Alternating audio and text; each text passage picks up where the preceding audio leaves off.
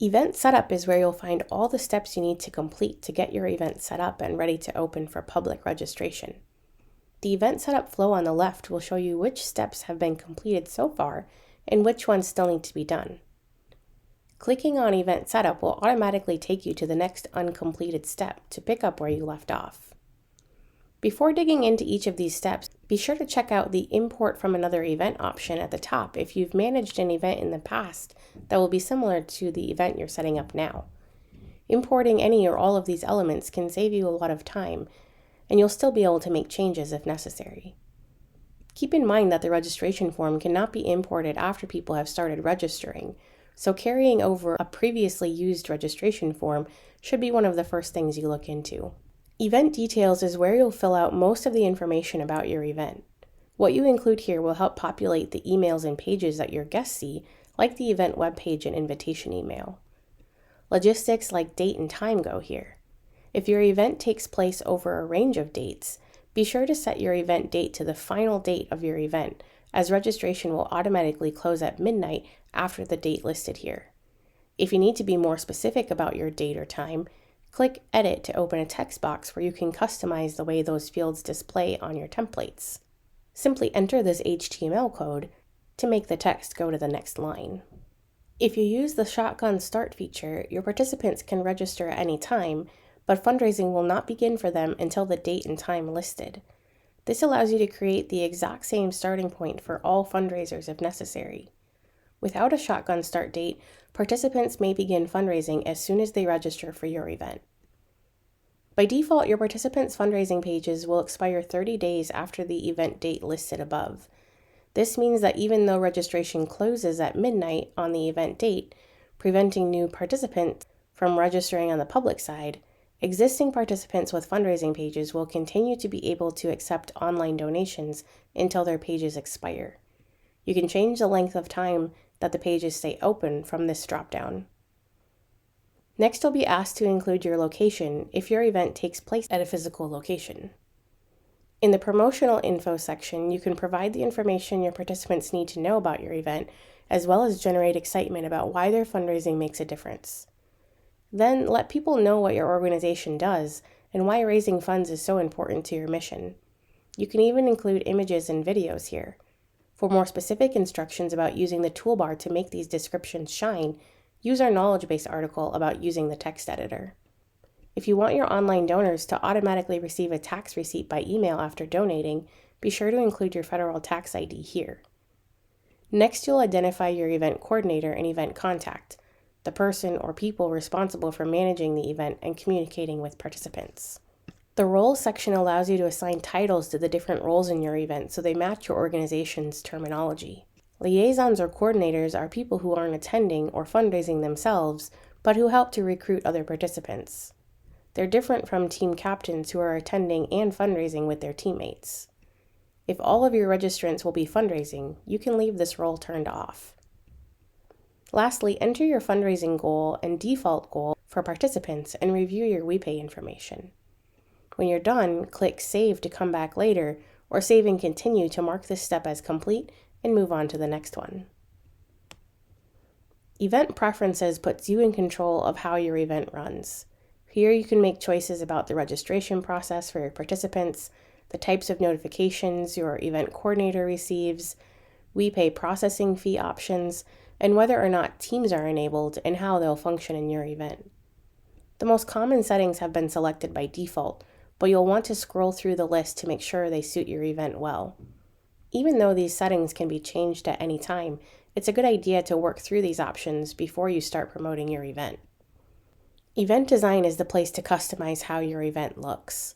On this page, you'll upload your main event banner and also your mobile event banner, which is used when the event is posted to Facebook, as well as when the event is viewed on mobile devices.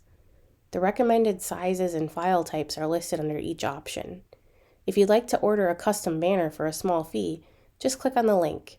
It's a quick and easy process, and you'll have an eye-catching banner in no time. There are several color schemes to choose from to complement your banner and give your event a polished look. You don't want to miss peer-to-peer preferences as you're getting set up. Here you can customize the fundraising images and terminology displayed. opt for corporate sponsor donations to be included in your fundraising total, and choose whether or not your top fundraisers will be highlighted. You can also choose settings for your participants' fundraising pages, like the default picture or video that appears on their page, and their ability to edit things like the picture and fundraising goal. Decide here whether or not participants can add offline donations, how the donor information will be displayed, and which event elements should be included on the fundraising pages. Next, view and edit your donation page settings. This allows you to specify which kind of donations you will accept and what your donors will see when they go to make a donation. These settings can have a direct impact on your fundraising, so take some time up front to become familiar with all the different options. Next in the setup flow is your registration form. Carefully previewing your form will allow you to see exactly what your participants fill out when they register. Even if you've done past events with us, each event starts out with a default registration form. Basic elements include general information, family registration, team options if enabled in event preferences, t-shirt options, and contact information. Common customizations include changes to the t-shirt options, adding a participant waiver, and offering multiple registration types and/or fees. If you have a registration form that's worked well in the past, you can click Options, Edit Form Fields, and import a form. You can make other changes to the form on this page, like making a field required by clicking on the asterisk, or hiding it altogether by clicking on the I, but there are some edits we'll need to help you with, like adding registration fees. Be sure to let us know if we can help with any customizations you need before you plan to go live. You'll need to allow a minimum of 1 to 3 business days or more for these requests, depending on the level of customization. We strongly recommend that your registration form be finalized before you open your event to the public and allow people to register, in order to avoid delays and complications with the setup and data collection. The last step of your event setup is to preview your web and email templates. These are the different pages and emails your participants encounter as they interact with your event online. These pages and emails are all set up, but if you'd like to make changes, you can. Click on an individual template to view, or use the buttons at the bottom to cycle through them all. We'll highlight a few in this video. Your event webpage functions as an online brochure for your event. Preview it here to make sure that it communicates everything you want your participants and donors to know about your event and organization. The peer-to-peer pages template shows you a sample of what your fundraising pages will look like, both from the perspective of the public and from the perspective of the participant when they are logged into their own page. There are a couple of emails here that go out automatically. The participant confirmation email is sent out to all participants who register and include an email address. They can use this email to access their fundraising pages at any time after they register. The peer-to-peer donation receipt email is sent out to all of your online donors automatically. If you've included your federal tax ID in event details, this serves as an official tax receipt for people who donate online. To make a change to any template, click Edit Template.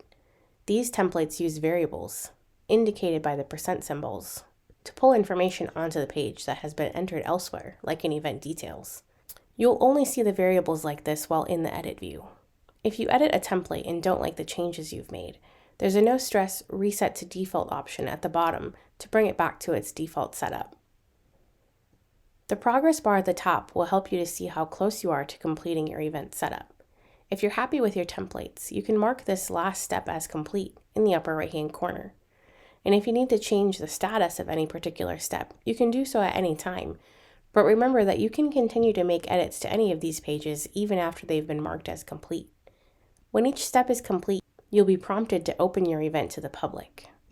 Completing event setup and opening your event to the public means you're ready to start promoting your event.